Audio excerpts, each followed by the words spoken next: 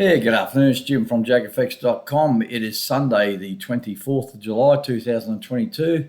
Just my weekly analysis video where we have a look at the Forex pairs that I'm trading on the daily time frame using the high probability and divergence trading methods from my books. So welcome, guys. Thanks for watching. That's guys and girls. When I say guys, I mean both. I hope your weekend's going pretty well so far. Mine's is being pretty good thus far. It's about 3:30 Sunday afternoon, so yeah, all good. So let's get into it. First up, thanks for watching the video. If you do like the videos, hit the like button, hit the subscribe button. That would be greatly appreciated. Feel free to make any comments, etc. I did have a bit of a rant in the Facebook group, Telegram channels the other day, just about people's laziness, basically. Look, there's plenty of information out there. It wasn't directed at anyone particular. It's just I get the same emails, same questions. I try to cover all this stuff in my FAQs, like in the Facebook group. Use search engines, YouTube, Google. There is bucket loads of information out there. Even MT4, MT5. A lot of people don't realise if you just go across the top, they've got a little help button there, and there is heaps of information in there. So it wasn't a rant. If it came across as a bit of a whinge or a complaint, I apologise. It wasn't meant to be. It's just to try and get people a bit more proactive instead of being just looking for me, answers from me without making any too much effort on their own part. That's all. So all good. So let's get into it. First up, let's have a look at the news ahead. That's one thing we try to do. So we go to the Forex Factory free economic calendar. All you have to do is sign up with your email. You can set it up to filter whatever news items you want to see from whichever countries you want to see. And you could also put it in your local time zone. Now, my time zone, I'm currently in Thailand, which is only up until Tuesday. Then I'm moving back to Cambodia for a couple of months. So this is in Indochina time, which is all the same in Cambodia, Thailand, Vietnam, it's all the same. So let's have a look. So we'll just make sure we're on the right date. So tomorrow is Monday the 25th. I'm mainly looking at the red high impact events. They're the ones that affect me the most, especially on the daily charts. If you're a day trader, you may want to look at these orange ones also. Just be aware of those ones. Let's have a look. So nothing Monday, Tuesday out of the US, CB consumer confidence. No idea what it is. If you don't know what it is, just come across this yellow box, open it up, and it just gives you some detail on it. Explains what it is. So that's that. Wednesday, Aussie, Australia, CPI numbers. So that could be a market move for the Aussie. So be careful around there. So that's Wednesday. The big one for the week. Good old USA, Thursday. It's early in the morning for me. It's 1 a.m. in the morning. I generally stay awake for this one because for some reason it just interests me. And that's no pun intended. It is the FOMC statement, which is the federal funds rate, which is interest rates for the US. And looking at this, they're expecting a fairly substantial rise. So normally goes up by 0.25% or 0.5%. This is 0.75%. Hang on, does that make sense? 0.75. Yeah. So it's a fair expected rise. So be very careful around that. And followed by the press conference, etc. That is a market mover or can be a market mover, and generally there will be a lot of volatility around this time. So be super careful around that. I can't stress that enough. That's the big one, US interest rates. Moving down to Friday, probably be all bored by then. US, we've got core PCE price index. So that's the news ahead. Big one, two big ones. CPI numbers out of Aussie, but that'll be overshadowed by the US interest rate, expected rate rise, another big one. So be careful. Right, now, when you look at my charts, where are we? High probability.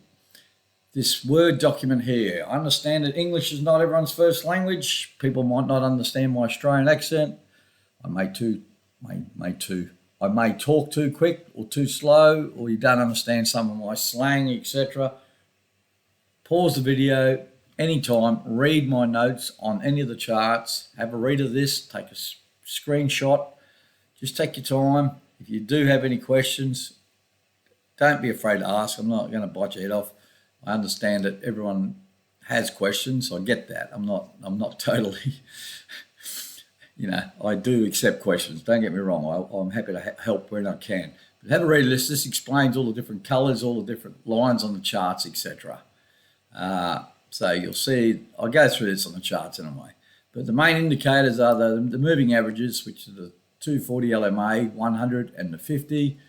Then you'll see red and green dots on the price chart. That's the QMP filter. That's just a combination of the MACD Platinum, which is displayed at the bottom of the chart, and the QQE Advanced, which is not displayed on the chart. I don't need to see the QQE on this particular system, so we don't need to see it on the actual chart itself. The bottom line is the MACD Platinum. It's a zero lag MACD. It oscillates around the zero level, which you'll see. Generally, I'm looking to sell when it's above the zero level and buy when it's below the zero level. So let's get on to the charts, guys and girls. Now, I use TradingView for all my trading analysis. I am not a trade signal service. Your charts may look slightly different to mine. There is no central price exchange for Forex. So each broker provider has their own liquidity providers. So they got their own prices. Generally, they're pretty close, but because indicators are based on mathematical formula from price, you might see something on your chart which may not be on my chart. So just be careful of that. Use the same platform for all your analysis and just stick with that, and they'll all work out in the wash. I use TradingView. It's easy for me to write notes, etc. This is just a sample watch list that I use to show trade examples and some trade management, nothing else. I'm not here to make you millions of dollars or thousands of dollars or hundreds of dollars. I'm here just to show you that the methods in my books work, and just some different ideas of looking at market structure, trade management, etc. I call all my trades at the time. So when the trade presents, I will mark it up on the day. This is not after the fact. I'll take a screenshot, which is posted on the daily Facebook group and Telegram channel and Discord channel updates, and I'll explain my reasons why. Now, you'll see the list on the right here, alphabetical order. I'm having trouble speaking today. It's highlighted in light blue, means there's trades on, some action taken. Highlighted in orange means it's something I want to talk about in the videos particularly. Highlighted in blue means there's a trade on, no action's been taken. No highlight means there's no trade on. So we'll just go through them one at a time. Now you'll see my notes. Generally, on the right is the most recent trade. You will see multiple trades. As in this case, you'll see here we have a sell and a buy. My notes are here, or you'll see my notes. I have the pair, the date, the signal, then my thoughts on the trade, then any trade management. So it's all fairly straightforward and pretty easy to follow along. And if I do make any calls on trade management, etc., I will make that call in those Facebook group, Telegram channel, and Discord channel. So they're called at the time also. So let's just start and have a look. You'll see the different lines, different colors, etc. So this is the AusCAD daily chart, remember. So 23rd of June, we took a sell. Here it is here. You can read why I took the sell, and I've taken certain action. 29th of June closed half. So let's have a look at 29th of June. So on the open here, I closed half and moved my stop. And on the 8th of July, stop's being moved down further, which is inside the entry level. We're in a downtrend. I'm leaving the stop in place, getting close to getting stopped out, but we haven't. In the meantime, I've taken a buy. This is a buy here. It was a high risk trade. We're trading against a downtrend. So with high risk trades, you tend to keep things a bit tighter, keep a closer eye on them. Now you can read my notes with regards to this. 20th of July, I closed half. So let's have a look at 20th of July, which is on the open here. It was going, oh geez, that was, hang on. Closed half, yeah. It just wasn't looking good, that candle there. Price had already got close to the MAs. I closed half. Just wanted to reduce my risk. Then on the same day, stop was moved right up close underneath the entry point. So I'm not making much money on the buy. The sell I can't lose on. I've already made a little bit of money on the sell, and if it gets stopped out, it's an overall win on the sell. If the buy gets stopped out, it's an overall small winner on the buy. So I'm in 2 trades, can't lose on either. So if it just price just shoots up and takes out my stop on the sell, so be it. I'm still in the buy, and same if it applies, rolls over and heads down and takes out my buy stop, I'm still at a partial sell. But I can guarantee you what'll happen. It'll take out that stop, it'll come down and take out that stop. That's what always happens.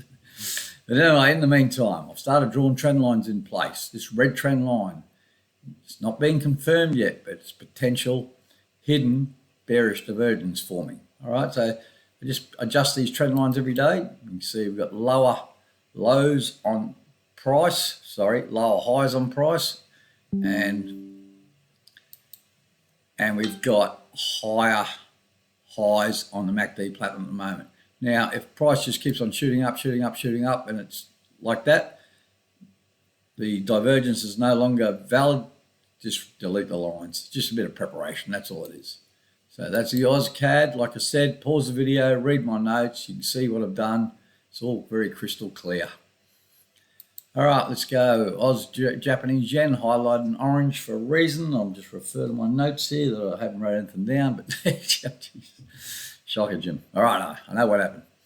All right, we're in a buy from Wednesday, the 18th of May. So look left here, taking some action on that buy there. Stop and place there. So we can't lose on the buy. All good.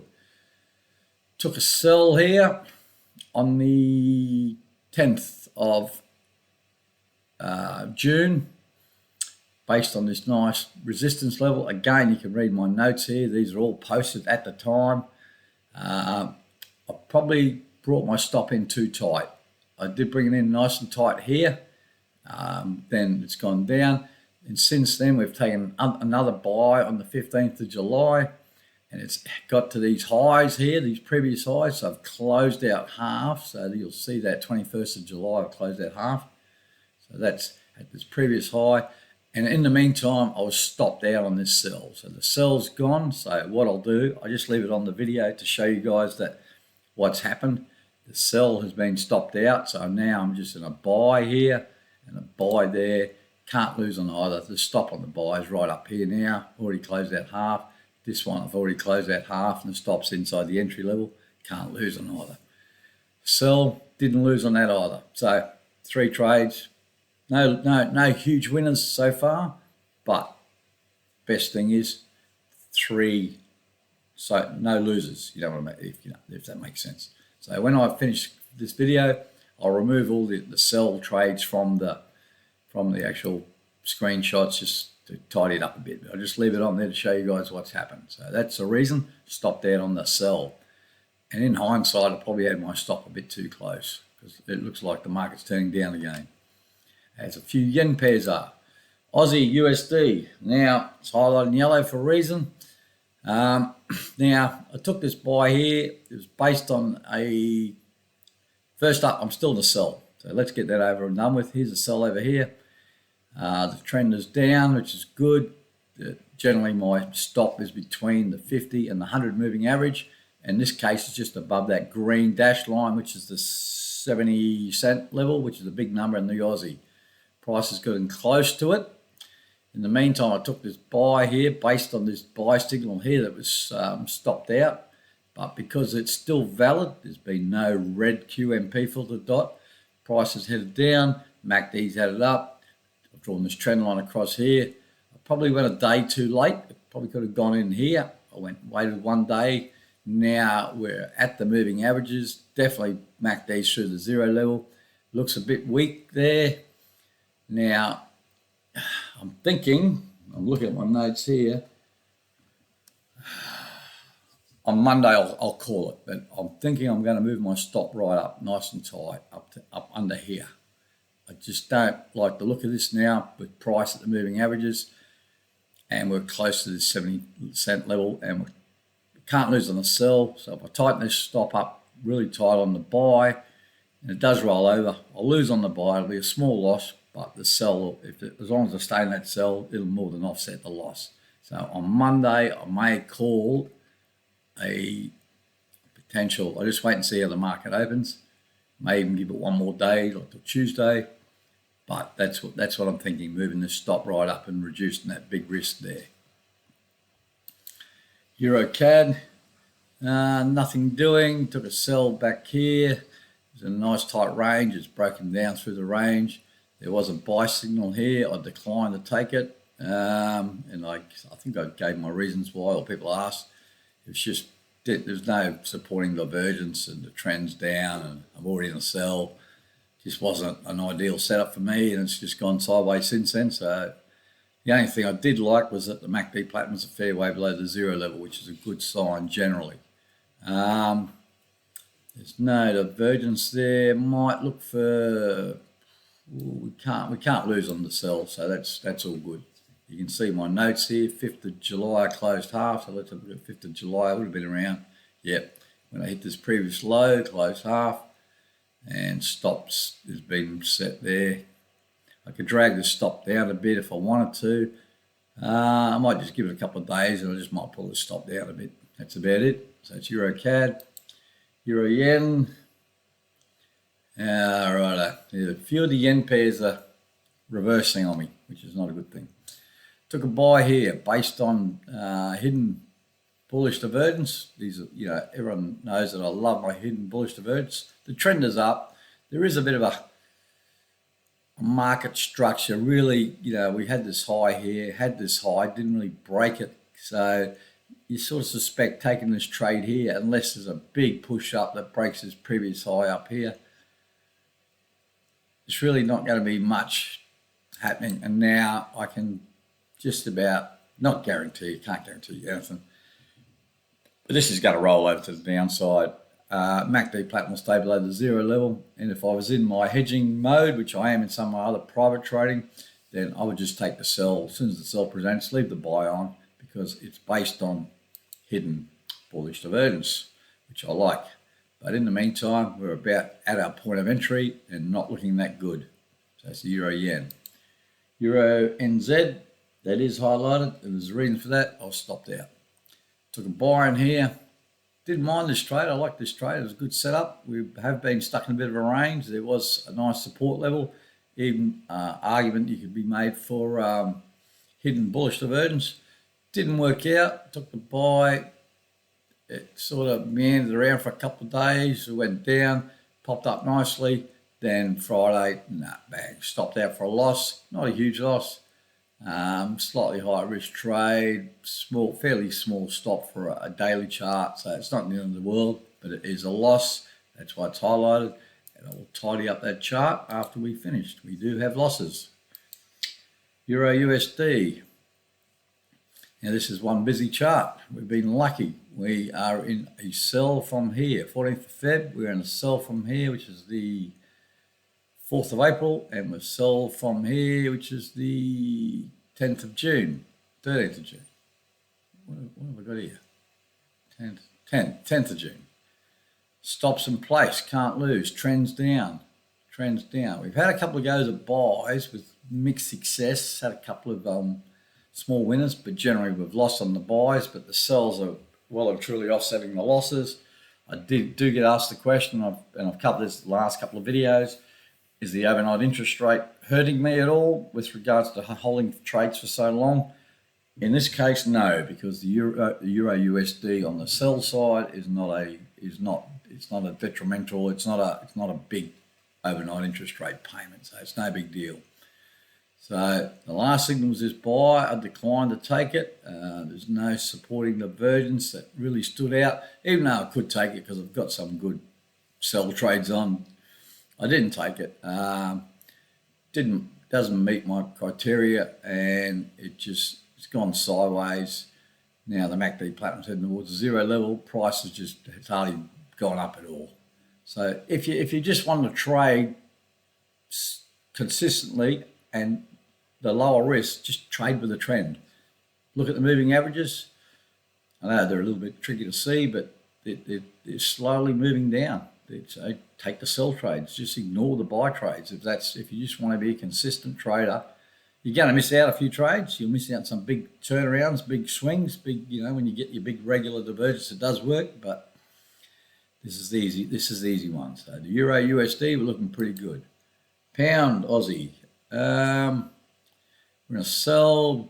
This was sort of meandered slowly nowhere. I closed half pretty quickly, and I've now moved my stop. Can't lose on it, so it's all good. But it's just going nowhere fast.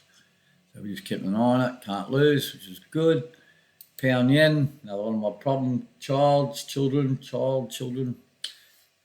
Like a few of the yen pairs, they tend to correlate. There's a high correlation on the yen pairs. I liked this trade at the time. Again, very similar to I think the euro yen, which is correlated to the pound yen at the time. We've had this big resistance level here. You can extend it across. We haven't really broken it.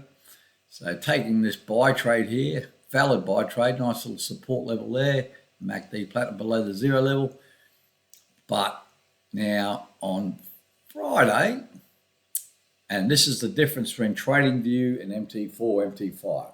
Now, if you're looking at your MT4, MT5 charts, you will not see that red dot.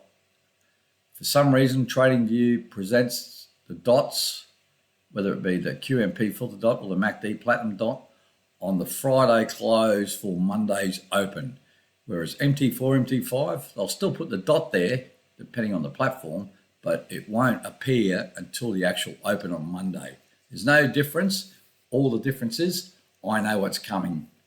MT4, MT5 traders, it's a bit of a mystery, but it'll be, well, not exactly the same, but it'll be very close.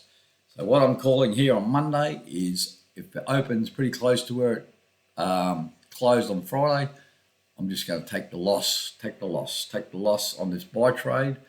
It'll be, instead of letting it hit my stop down here, I'll take the loss and I'll just wait for a potential new sells, new buy setup or something like that. MACD platinum still below the zero level. So basically I've taken the loss based on an opposite QMP filter, which is not a valid sell signal. But again, you could make an argument that this is a big sort of resistance level up here. Even though the MACD platinum's below the zero level, the price didn't quite get to it and was sort of on the MAs. You know, a price action trader would probably be looking at this and considering a sell trade there. But for me, taking the loss on the pound yen on Monday. So that's a gimme. All right, what else we got? Pound USD. Now this is going nowhere fast. This is also very similar to the euro and I think the Australian USD. There's a lot of correlation there. Major currencies, all involving the USD, obviously. I didn't mind this support level. Yeah, you could make an argument here as some sort of divergence. We're going against the trend, so it's a high risk trade. Taking this buy, like I said, just take the sells. Just take the sells. The trend's down, just take the sells. But hang on 2 seconds. Get rid of that. For some reason, I'm getting hammered on Skype lately. I've used Skype since I think Skype was invented, but there's scam artists now, like thousands of them. Anyway, let's get back to this. We got a buy here, and it has gone sideways for a few days now. Now, MACD platinum through the zero level. Before the US federal interest rate news, which is not until late Wednesday night, early Thursday morning for me, I may take some action on this and tighten this stop right up just to reduce the risk. It's already a high risk trade anyway, and there'll be a smaller position size, which it is in my live trading, and the stop's pretty tight anyway, so it's not terrible, but it's not convincing either. So it's a trade that's going nowhere fast. NZ CAD highlighted in yellow. There must be a reason I did that, and I'll just have a look at my notes. I scribble. I'm having trouble focusing at the moment, but here we go. Oh yeah. Right, Monday morning. I've already written it here too. 25th of July, which is tomorrow. I'm moving my stop up on the buy to 79614. So that's what I'm doing. As long as the market doesn't open somewhere stupid, big gap, I'm moving my stop up, just tightening things up on this. I'm going to sell. You can see the sell over here. So 4th of July closed half. So let's have a look at the 4th of July. which was on the open there. So I closed half on it. So I got past this low here, and the MACD was through the 0 level. Brought the stop down. Can't lose on the sell at all. Now the buy, I haven't closed half yet on the buy. I'm watching this. It's a high risk trade against the trend again, but I've got to tighten the stop right up. So if I do take a loss, it'll be a much smaller loss, and again it would have been a much smaller position size. And my concern is price is getting close to the moving averages also.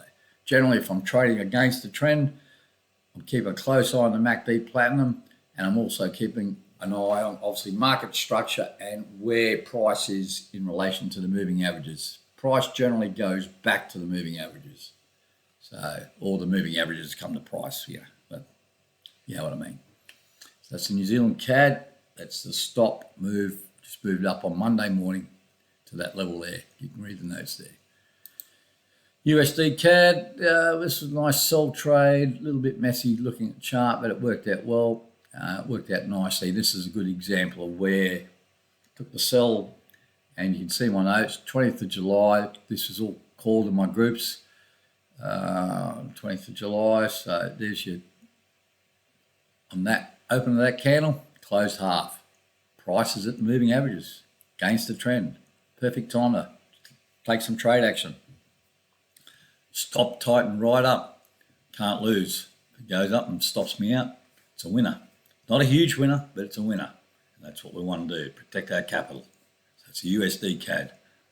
As I start losing my voice. USD Japanese yen, trade on, not much happening. This is a high risk trade against the trend. Like I said, just take the buys if you just want to trade with the trend. But I've been watching this, and I'm going to get one of these yen pairs.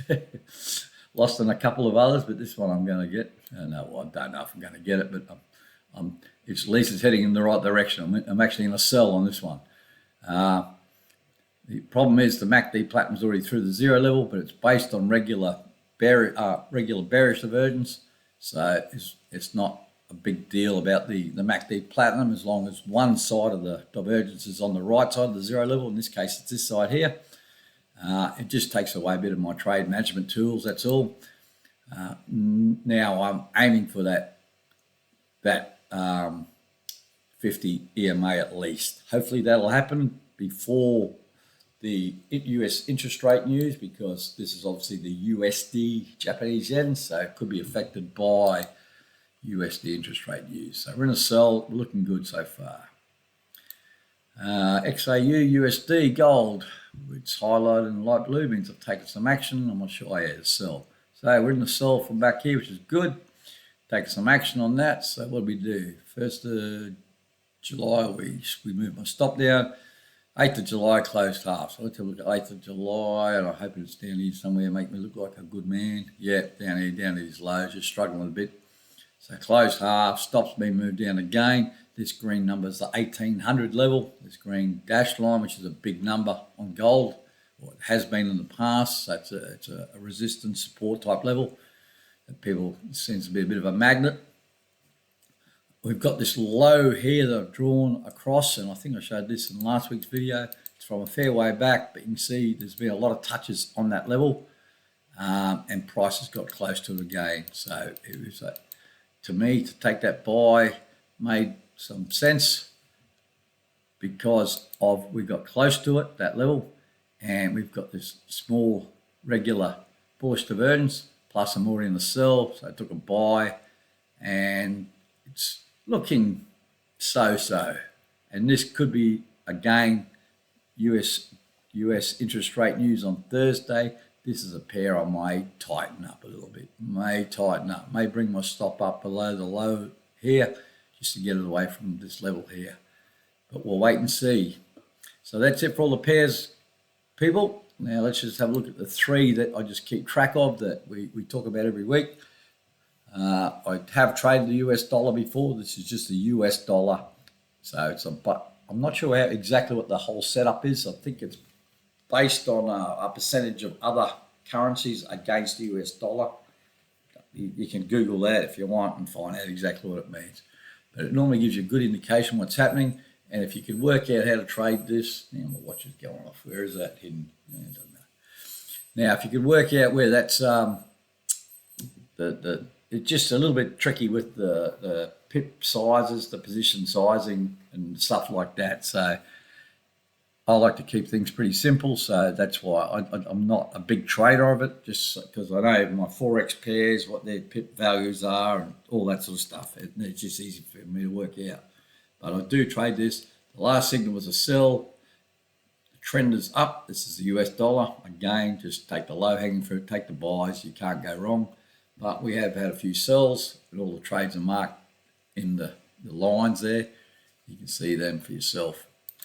US 500, the US stock market. Now, it has been bearish, but I'm starting to think it's starting to turn a little bit. So if we just have a quick look at a weekly chart, this is the weekly chart. You can see it's going up for weeks. It's starting to turn down, but it's starting to find a bit of support here. It's 200 moving average, or 240. So I wouldn't be surprised, and we've seen this previous high now taken out. So has the market turned? Who knows? The last signal was a sell, which I would have been out of by now based on this opposite green QMP filter dot. So if I wasn't a sell there, then I'd be out of the market by now.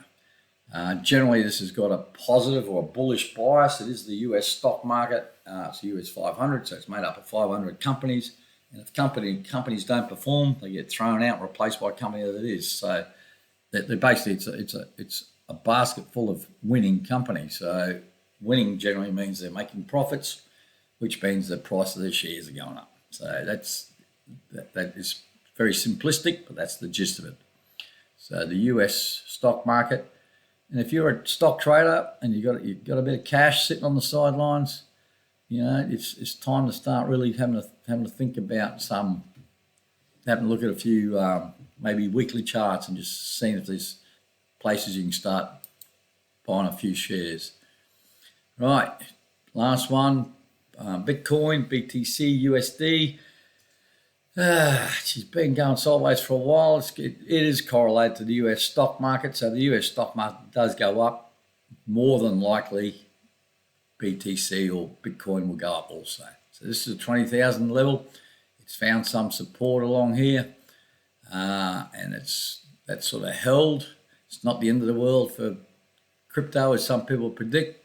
But we're a long way from the 70,000 level. So, but it's still 20,000. It's a fair chunk of change.